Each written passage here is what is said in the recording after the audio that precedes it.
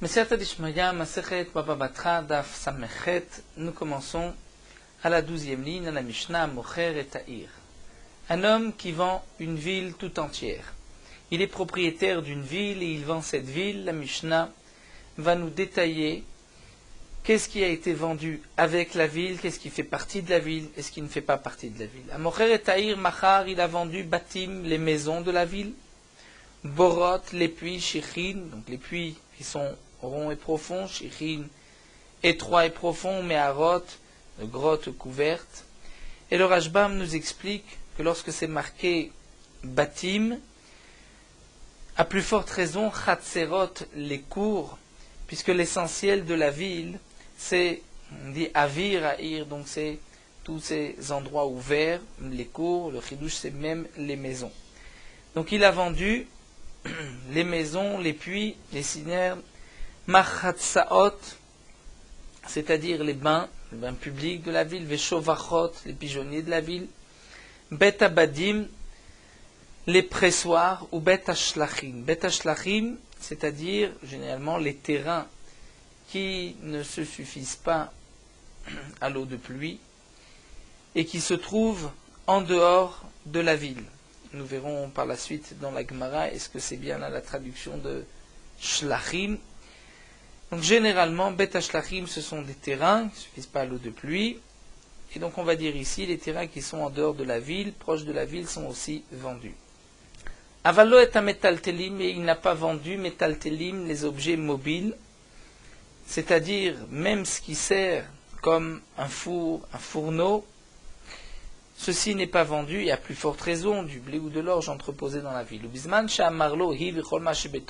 a dit je te vends la ville et tout ce qui se trouve, tout ce que la ville contient, Afilu Ayuba Bema Ve'avadim, même s'il y a à l'intérieur des bêtes et des esclaves, Arekulan Mechorim, ils sont tous vendus. Que signifie Afilu Ayuba Bema Ve'avadim? Ça ne laisse sous-entendre pas seulement un objet, mais même une bête ou un esclave, c'est aussi vendu. Pourquoi on aurait pu croire que la bête et l'esclave ne sont pas vendus? Ça, la Gemara l'expliquera. Rabban Shimon Gamliel Omer, Amocher et Ta'ir, Machar et Santer. Rabban Shimon Gamliel nous dit, celui qui a vendu la ville, a vendu Santer. Nous verrons qu'est-ce que signifie Santer dans la Gemara. La Gemara reprend, Amarle Ravacha, Berid et Ravavia, les Ravashi, Ravacha, fils de Ravia et Ravashi, Shmat Mina, de notre Mishnah, tu peux déduire que Avda Kemetal Teledame, qu'un esclave, a le même statut qu'un objet mobile. Parce que si l'esclave a le statut d'un terrain, alors Nizdaben a Gavmata. L'esclave aurait dû être vendu en même temps que la ville. Le Rashbam explique la déduction de Ravacha de notre Mishnah, étant donné que dans la Recha de la Mishnah, c'est marqué que celui qui a vendu la ville n'a pas vendu les métaltelim, tous les objets mobiles de la ville. Mais c'est marqué que s'il a dit la ville et tout ce qui se trouve à l'intérieur, même les bêtes et les esclaves sont vendus. Et à plus forte raison, le blé, l'orge, l'or et l'argent. Donc on pourrait déduire de cette Mishnah que l'esclave a le statut d'un objet mobile. Parce que si l'esclave a le statut d'un karka, il aurait dû être vendu, même si on n'a pas précisé la ville, Vecholma Shebetocha. Puisque la Mishnah au début nous a dit qu'il a tout vendu, sauf les métaltelim. Lorsqu'il dit juste je te vends la ville. Ce n'est que lorsqu'il rajoute je te vends la ville et ce qui se trouve à l'intérieur qu'il a aussi vendu les esclaves. Donc on peut déduire que s'il n'avait pas dit et tout ce qui se trouve à l'intérieur, l'esclave n'aurait pas été vendu. Donc c'est la preuve que l'esclave a un statut d'un objet mobile, parce que si l'esclave est comme un karka, il devrait être vendu.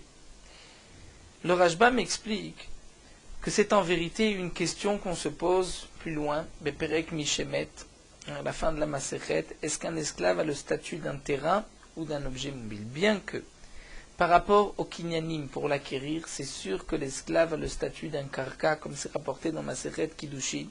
Il y a un ékesh entre un esclave et un terrain. La question qui se pose dans Perek Mishemet, c'est par rapport au Lashon Bene Adam. Les gens ont l'habitude d'appeler l'esclave, est-il considéré comme un métaltel ou comme un karka ou comme un terrain? Et donc la question, est-ce que l'esclave est comme un terrain ou un métaltel? Peut-être qu'on pourrait déduire de notre Mishnah puisque la Mishnah dit celui qui vend la ville a vendu tout ce qui est fixe, mais il n'a pas vendu les métaltines, les objets mobiles. Et on comprend que l'esclave non plus n'est pas vendu tant qu'il n'a pas dit V'chol mashpeh Torah. Donc l'esclave, dans le langage des hommes, est comme un métaltel, un objet mobile. Alors la Gemara poursuit et dit mais ça aussi c'est impossible de dire Velamai avda ke métaltel et damé. Tu vas dire que l'esclave c'est comme un objet mobile. C'est pour cela qu'il n'est vendu que s'il a dit V'chol mashpeh Torah. Alors tu vas te poser une question sur la Mishnah même. Que signifie Mai Afilou? C'est marqué que lorsqu'il a dit « Je te vends la ville et tout ce qu'elle contient », même s'il y a des bêtes et des esclaves, tout est vendu. Que signifie le même Mai Afilou? Si tu dis que l'esclave est comme un métal tel, c'est comme du blé, de l'orge, de l'or, de l'argent, pourquoi la Mishnah a-t-elle besoin de dire « même l'esclave » Qu'est-ce qu'on apprend en plus en nous disant « même l'esclave » Et la Maït Lechalma, comment vas-tu expliquer d'après toi qui pense que Avda que métal télé, comment vas-tu expliquer la Mishnah? Tu vas dire Sha'ane ben métal télé de Nayed, métal télé de Nayed. Et tu fais la différence entre un objet métal tel qui bouge de par lui-même et celui qui ne bouge pas de par lui-même. L'esclave, la bête peuvent bouger par eux-mêmes. Alors que de l'or, de l'argent, un objet ne bouge pas. Donc tu vois que même d'après toi, qui pense que l'esclave a le statut d'un métal tel, tu fais comme même la différence entre un métal tel qui peut bouger de par lui-même ou qui ne bouge pas de par lui-même. C'est pour cela que la Mishnah a dit Afilou, même l'esclave. Eh bien, si c'est ainsi, Afilou tema'avda kemekarkadem, et je peux te dire qu'en vérité l'esclave a le statut d'un terrain. Et tu te poseras la question, mais alors pourquoi lorsque je vends la ville, je n'ai pas vendu l'esclave? Je te répondrai, Sha'ane ben mekarkadenaïd, mekarkadenaïd, il y a une différence entre un terrain qui bouge et un terrain qui ne bouge pas. L'esclave a le statut d'un terrain, mais il bouge, donc il n'est pas vendu avec la ville. Donc la Gemara a voulu prouver. D'ici, c'était Rav Acha qui a voulu prouver à Ravashi que l'esclave est comme un métal tel. Ravashi lui a répondu non, ce n'est pas une preuve, c'est peut-être aussi comme un karka. Et il y a une différence entre karka de nayed, karka de l'onayed. La Gemara poursuit, Rabban Shmuel Gamliel Omer, Amocher etem machal ta santer, celui qui a vendu la ville a vendu le santer. Maï santer, c'est quoi le santer? Acha tergimo. Ici, donc en Bavel, on expliquait ainsi, Bar Mechavinita. C'est quoi Bar Mechavinita? C'est un esclave qui est là pour montrer les limites de chaque terrain de la ville. C'est un esclave au gouverneur de la ville. Il n'y a pas de ville sans cet esclave. Donc Rabban Shmuel Gamliel vient nous dire, celui qui a vendu la ville a vendu aussi le santer, cet esclave qui est là pour montrer voici les limites de chacun. Cet esclave servait de cadastre de l'époque, où on pouvait savoir à qui appartient tel ou tel terrain et quelles sont ses limites.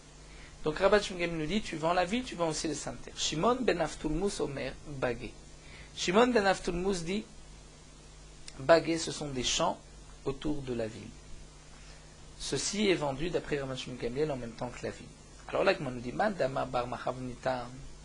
Celui qui dit que l'esclave est vendu, alors Holcheken Bagé, à plus forte raison, une vallée. C'est-à-dire si déjà l'esclave qui se déplace est vendu, à plus forte raison, un terrain qui ne se déplace pas.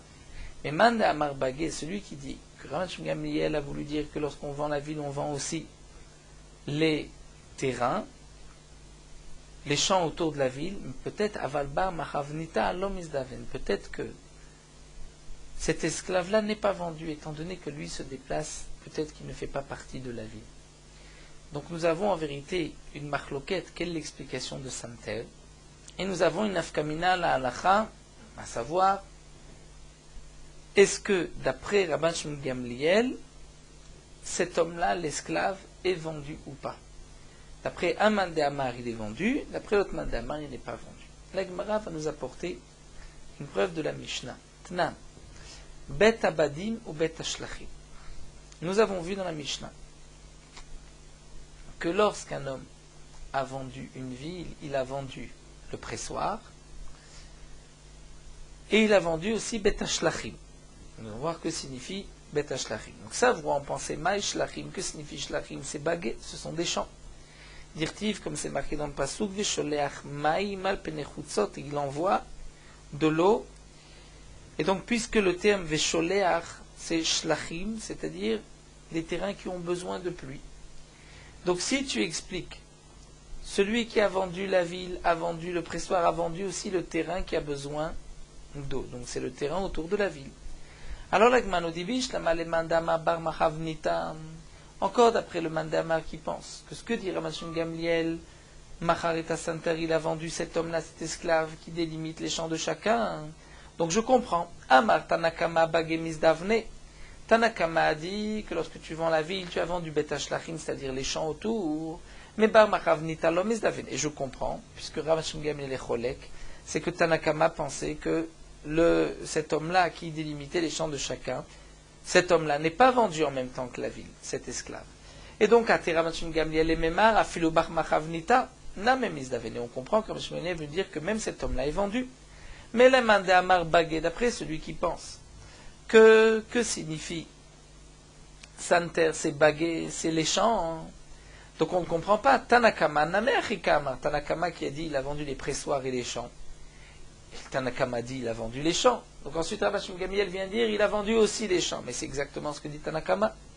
La Gemara répond en vérité, Misavart Maishlachim Bagé, toute ta question est basée sur ce point-là que tu as traduit Shlachim comme étant des champs.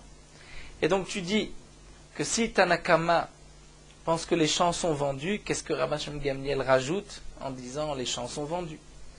Mais non, dit la Gemara, lo, Maï Shlachim Ginunaita. Que signifie Shlachim?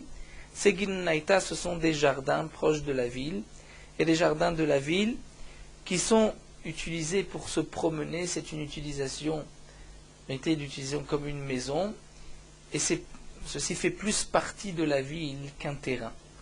Et on retrouve dans le pasuk Shenemar Shelachair Pardes Rimonim, on retrouve le terme de Shelachair Pardes dans un jardin, un verger où il y a des rimonim, des grenades. Et donc Shelachair, ce sont des jardins qui envoient, qui donnent des fruits chaque année.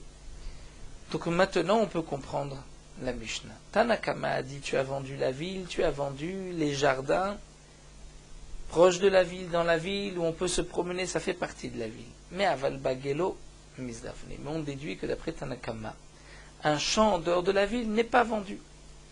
Et là, ensuite, Rater Ramashim Gamliel et Memar, Ramashim Gamliel est venu rajouter à Filou Bagena Misdavna que même ces champs sont vendus. Donc on explique Santa comme étant un esclave ou Santa comme étant un champ, on pourrait comprendre la Mishnah. Ika de Amri, d'après notre version, nous dit la Gemara, sa voix, on pensait Maïshlachim Ginuniata. Que signifie Shlachim? Au début, on pensait directement que c'était un jardin. Et donc la Gemara, d'après cette version, avait posé la question à l'envers. Bish la Madama Bagé encore, d'après celui qui pense que Santer de Ramashim Gamliel, c'est des champs dehors de la ville. Donc, Amar Tanakama Ginunaita Misdaven Bagelo Misdaven. Donc, je comprends que Tanakama a dit les jardins sont vendus parce qu'on peut s'y promener, mais les champs ne sont pas vendus. Et ensuite, à Ramashim Gamliel, Aflu Bagé Misdaven, et vient Ramashim Gamliel dire que même Santar, c'est-à-dire les champs sont vendus. Mais d'après le Mandama Bar Machavnita, qui dit que signifie d'après Ramashim Gamliel, Santar, c'est cet esclave qui délimite les champs de chacun. Alors, on ne comprend pas Ramashim Gamliel par rapport à Tanakama, puisque Amar Tanakama Ginunaita, Tanakama dit tu vends la ville, tu vends les jardins. Et ensuite, Ramashim Gamliel Bar Machavnita, et Ramashim Gamliel vient rajouter et dire non, même l'esclave de la ville, il ne rajoute pas sur Tanakama, puisque Tanakama n'a pas parlé de cet esclave, de ce Santer, Bar Machavnita. Donc on ne comprend pas qu'est-ce que rajoute Ramashim Gamliel sur Tanakama. Puisque donc, explique le Rashbam, c'est marqué Santa, c'est-à-dire Ramashim Gamliel n'a pas dit celui qui a vendu la ville a vendu aussi les champs autour de la ville que toi Tanakama tu dis qu'ils ne sont pas vendus, et il a vendu aussi le Santar, c'est-à-dire cet homme-là, cet esclave qui délimite les champs de chacun. Mais puisque c'est marqué juste Santar, c'est qu'en vérité, Ramashim Gamliel a compris des paroles de Tanakama que le Santar n'était pas vendu, et lui vient rajouter qu'il est vendu. Donc si tu dis que Shlachim, c'est Ginunaita, ce sont des jardins, donc les Chachamim ont dit que les jardins sont vendus, les champs ne sont pas vendus. Et donc maintenant, Rav Hashem Gamliel vient dire, même les champs sont vendus, mais ce n'est plus Bar Machavnita. Alors la Gemara va répondre, non. Tu as posé cette question parce que tu pensais que Shlachim signifie ces jardins. On va y traduire que les Shlachim, ce sont les champs qui se suffisent à l'eau de pluie. Comme c'est marqué dans le deuxième passage, on envoie de l'eau sur les champs. Et donc on comprend que d'après Tanakama dit, tu as vendu la ville, tu as vendu aussi les shlachim, c'est-à-dire les terrains en dehors de la ville. Mais cela laisse sous-entendre que cet esclave qui limite les champs de chacun n'est pas vendu, l'omisdavan. Et ensuite, que même cet esclave-là est vendu. En tout cas, d'après les deux versions, on dit comme la première version ou la deuxième, nous voyons que si on traduit santar comme étant un esclave, donc il faudra dire que Shlachim, c'est une vallée, les champs en dehors de la ville. Donc Tanakama dit, les champs en dehors de la ville sont vendus. Cela nous laisse sous-entendre que l'esclave de la ville n'est pas vendu. Rav Shmuel vient dire non, celui-ci est aussi vendu. Mais si on dit que Santa, ce sont les jardins, ce sont les champs en dehors de la ville, donc on est obligé de traduire Bet Shlachim d'une manière différente, de dire qu'il s'agit des jardins. Donc Tanakama dit les jardins sont vendus, mais les terrains, les champs dehors de la ville ne sont pas vendus. Rav Shmuel vient dire même les champs sont vendus. La Gemara continue Tashma. Donc nous sommes toujours à la recherche de savoir que signifie Santar. Est-ce que c'est l'esclave qui connaît les limites de chaque terrain, ou bien c'est des champs en dehors de la ville. Nous avons une braïta Tashma. Rabbi Yehuda Omer Santar eno macho, an kulmus macho. Rabbi Yehuda dit le Santar n'est pas vendu, mais le an kulmus est vendu. Le Rashbam nous dit, plus loin nous verrons dans la Gemara, que la Gemara dira, il faut lire le contraire. Santar est vendu, et An Kulmus n'est pas vendu. Mais en tout cas, puisque c'est rapporté ici Santar et An Kulmus, et An Kulmus, c'est le scribe du roi qui écrit le nombre de champs des maisons, et chaque personne, afin de pouvoir percevoir l'impôt en fonction des têtes des champs de chacun. Donc puisqu'on dit, au nom de Rabbi Yehuda, le Santar n'est pas vendu, mais l'An Kulmus est vendu. Ou bien que ce soit le contraire d'après la conclusion de la Gemara. Le Santar est vendu, l'An Kulmus n'est pas vendu. Mais Maïlav n'est pas miné An Kulmus Gavra, puisque An Kulmus est un homme. Donc Santar Name Gavra, le Santar aussi est un homme. Donc on parle, An Kulmus, c'est le Sofer, et Santar, l'esclave, c'est celui qui sait les limites de chaque terrain. Donc nous avons une preuve que Santar c'est un homme. La Gemara dit non, Midirie, Akedeita, Vakedeita, tu ne peux pas apporter une preuve de cette braïta. On peut dire que la braïta nous parle de deux choses, d'un homme, mais d'une vallée. Peut-être que Santar c'est une vallée, c'est un champ en dehors de la ville. La Gemara continue, Matsit Amar Tachi, est-ce que tu peux dire que le Santar de Rabbi Yehuda ici, Santar, il s'agit de baguer des terrains en dehors de la ville, Ve'akatane Sefa, pourtant dans la Sefa de cette braïta qu'on rapporte, c'est marqué Avalo Shiarea, c'est-à-dire que lorsque tu as vendu la ville, il n'a pas vendu Shiarea, nous verrons que signifie Shiarea. Velo Benotea, Benotea ce sont les villages autour de la ville. Velo Chorshina Moksimla, ni les forêts qui sont proches de la ville et ouvertes vers la ville. Velo Bibarim Shel Chaya, ni des enclos où on a mis des bêtes sauvages, ou shel ofot, ou des oiseaux, ou shel dagim, un vivier de poissons. Ça c'est ce que dit la Braïta. Ve'amrinan, et nous avons enseigné que maï sheyerea, que signifie sheyerea? C'est bizli. Et que signifie bizli? Maï bizli amarabiaba piske bagé. C'est-à-dire que bizli, ce sheyerea, c'est piske, c'est des morceaux de terrain d'une vallée proche de la ville. C'est séparé de la ville parce qu'il y a, nous dit le Rashbam, un rocher. Donc c'est la Shon Shirem comme des restes de la ville. Donc dans cette braïta, où Rabbi Yehuda a dit que le Santar n'est pas vendu, mais An Kulmus est vendu, Dans la Braïta, c'est marqué que celui qui a vendu une ville n'a pas vendu les Shearea, et Shearea, nous avons expliqué qu'il s'agit des morceaux de terrain. Donc si c'est ainsi, nous dit la Gemara, puisque bagéo de l'homme isdavné, ce sont les morceaux de terrain qui ne sont pas vendus, étant donné que ils sont loin et détachés de la ville. Mais bagé atzman, les champs eux-mêmes qui sont proches de la ville, qui ne sont pas loin de la ville, sont misdavné, sont vendus. Donc tu ne peux pas dire ensuite que Rabbi Yehuda a dit santar et non machour s'il s'agit de ces terrains-là. Donc obligatoirement que santar, il s'agit d'un homme. Donc la Gemara répond, il faudra dire le contraire. Rabbi Yehuda ma santar machour an kumus no machour. Rabbi Yehuda dit ce santar est vendu. Donc on va maintenir que santar, c'est peut-être les terrains proches de la ville, et pour Rabbi Yehuda c'est vendu. Donc il n'y a plus de contradiction. On a dit que la Mishnah aval lo shiarea, c'est-à-dire les terrains, les morceaux de terrain loin de la ville ne sont pas vendus. Mais cela nous laisse sous-entendre que le santar est vendu. Donc c'est effectivement, en changeant, on va dire Rabbi Yehuda santar machour an kol musé no machour.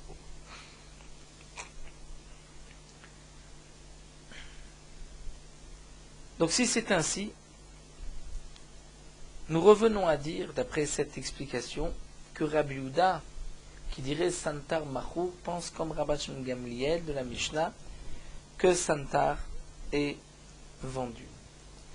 Mais alors la Gemara continue, Matsit amar ta Rabbi Yehuda ki Rabban Shimon Gamliel. C'est vrai, est-ce que tu peux dire que Rabbi Yehuda pense comme Rabban Shimon Gamliel? Va Rabbi Yehuda ki Rabbanan, c'est vrai, pourtant Rabbi Yehuda pense comme les Chachamim.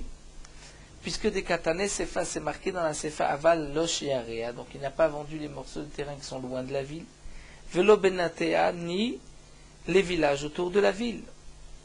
Veilou Rabban Shimon Gamliel, alors que Rabban Shimon Gamliel lui-même pense qu'Omar machar etair machar benotea, que celui qui a vendu la ville a vendu les villages autour de la ville d'Etania. Amocher etair lo macharet benotea, mais Rabban Shimon Gamliel dit Amocher etair machar benotea, il a vendu les villages autour de la ville d'après Rabban Shimon Gamliel. Donc comment peux-tu dire que Rabbi Yehuda pense comme Rabban Shimon Gamliel à propos du santar? Nous voyons ici qu'à propos des villages, il ne pense pas comme Rabban Shimon Gamliel.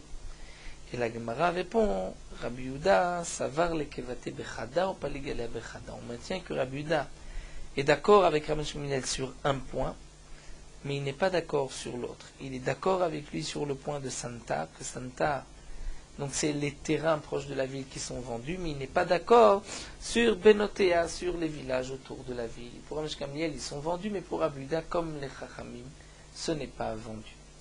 Donc là, la Gemara était partie sur la traduction du mot santar, mais nous n'avons pas eu de preuve ni comme l'un ni comme l'autre. Donc on garde notre machloquette. Ici en Babel, on traduisait santar comme bar machavnita, c'est-à-dire cet esclave qui connaît les limites de chaque champ. Et Shimon ben Aftulmus lui a traduit qu'il s'agissait des terrains qui étaient proches de la ville. On termine avec un dernier point que nous venons de voir dans cette braïta. Dans la braïta rapportée, nous avons vu que celui qui a vendu la ville n'a pas vendu les petits morceaux de vallées, de terrain qui sont loin de la ville, ni les villages, ni les bibarim, les enclos de bêtes sauvages, d'oiseaux, ni les viviers de poissons. Alors la Gemara continue, Urmini, pourtant nous avons une contradiction, c'est marqué Ayula banot en nimkarot ima. Si la ville avait banot, donc des petits villages, les villages ne sont pas vendus. Ayala chelek echad bayam vechelek echad bayabasha. Si la ville avait une partie dans la mer, une partie sur la terre sèche, alors bibarim shel chayev shel ofot shel dagim arilu nimkarim ima. Les viviers de poissons, les enclos de bêtes sauvages et d'oiseaux sont vendus avec la ville. Donc dans la braïta rapportée, c'est marqué que ça ne fait pas partie de la ville. Ici dans la braïta, c'est marqué que c'est vendu avec la ville. Lokashia, l'agma répond, ce n'est pas une contradiction. Adenagiach kahihi lego. C'est-à-dire, nous explique le Rajbam, lorsque l'ouverture est vers la ville, ceci fait partie de la ville et c'est vendu en même temps que la ville.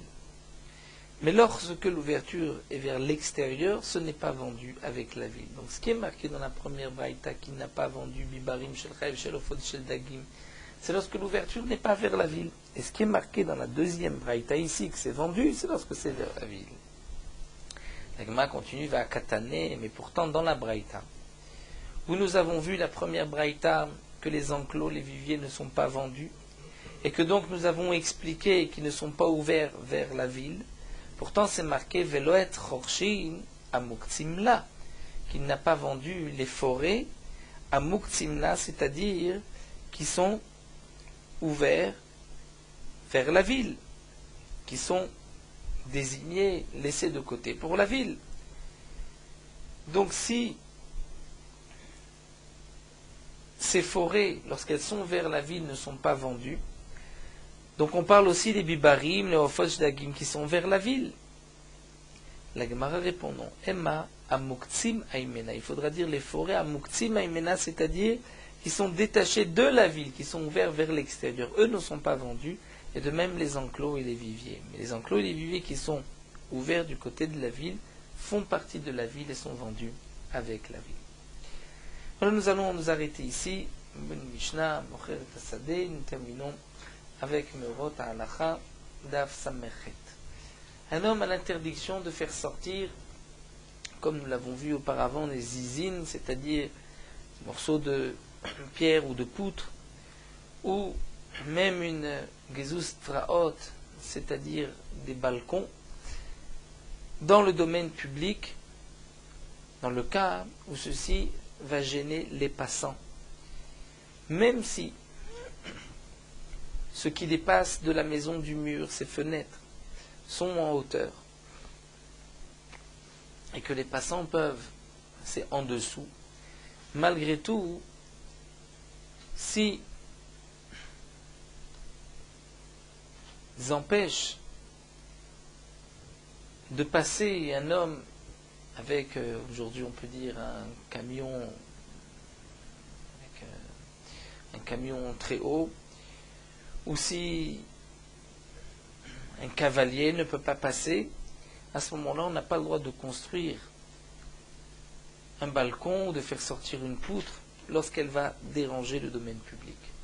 Et même lorsqu'on va se construire très en hauteur et que ça ne dérange pas ceux qui vont passer, même si c'est un grand camion, malgré tout, il y a une interdiction de construire lorsque ces balcons, ces poutres vont donner de l'ombre et vont gêner les passants qui n'ont pas suffisamment de soleil. Cela veut dire qu'il ne faut pas les faire trop larges, puisque trop larges, ils risquent de prendre de la lumière. Une cour ou un champ où sont plantés des arbres, et les branches de cet arbre ont poussé et sont sorties du domaine public du domaine privé vers le domaine public et gênent les passants. Le propriétaire de l'arbre se doit de couper les branches qui dérangent pour ne pas endommager les passants. Si le propriétaire de l'arbre ne veut pas couper ses branches, toute personne pourra couper les branches pour pouvoir passer, et il n'est pas nécessaire d'avertir les propriétaires sur ce point-là.